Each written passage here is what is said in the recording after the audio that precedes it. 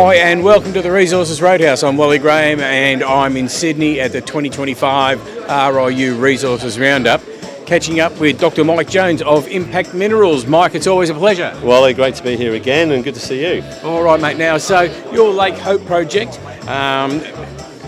fill us in on what sort of project it is, because it's not a gold project. That's it's right. not it's quite a specific project in itself, and there's been a bit of action there. So yeah, fill us in on the details. Yeah, no, there has indeed. So Lake Hope is a project about 500 kilometres east of Perth, and it's a salt lake that we are able to dig up the minerals in the top 2 metres and basically convert them into artificial sapphire, and as remarkable as that sounds.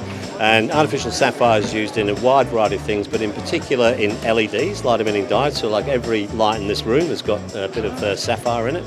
In particular, the growing field in semiconductors. It's actually used in the manufacture of semiconductors because high purity alumina is one of the hardest substances known to mankind, and also it's chemically inert and thermally inert as well. So it's a fantastic product being used in a wide range of technologies. Now we're coming to the end of the pre-feasibility study. We've been saying that for a few months, but one of the reasons it's been delayed is that we were working on an acquisition of the high purity assets of one of our competitors in the HPA space that went into administration because they had too much debt and couldn't get out of it. That's actually turned out to be a fabulous step for us. Okay. And we've acquired this plant, which is sort of behind you here. There's a photograph here of basically a pilot plant that is 95% complete. And we believe that we can bolt that on to the back of our Lake Hope project. And we have gained 2 years in time at least, and that means we're going to be able to accelerate our entry into the HPA marketplace by at least 2 years. We've saved probably $6 million in costs and overheads. We've picked it up for probably 1/5 of the price of replacement, and it is a fantastic acquisition. So I'll be talking about that for the first time today, Right. and we're going to be, I think, pushing forward amazingly. Plan for the next 3 months quickly. We're going to turn the plant on, make sure it's working, get it up to scratch in 6 months, and then really start going out to the world to sell our HPA. So, You've had quite a few little, let's just say, fortunate steps in this project so far. Yeah. Like we spoke at the Down South conference last year I should say, and you had some good news then, and now you've got good news on this, and especially good news on this, how much time and money it's going to save the company to get this project up and running. Yeah, no, we've come a long way. We've only had the Lake Hope project for 2 years, and we're coming to the end of a pre-feasibility study.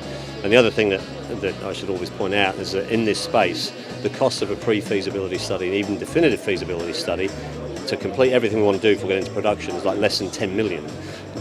Whereas if we'd found like a 10 million ounce gold ore body, which is probably what the value of this project is in the ground, we'd be spending $100 million just on drilling.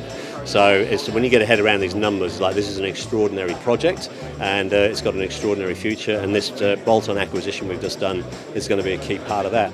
And let's go back to actually what the project is, and you're saying about the artificial sapphires and how important it is to like modern technologies and all the rest of it, and how that fits in with the way the industry's sort of looking at the moment, especially looking with government support in these areas as well. So it's quite a unique project in itself to have in that matter. It is. So high purity alumina is on the critical minerals list. That list seems to be getting longer and bigger all the time, of course, but it's all about security of supply.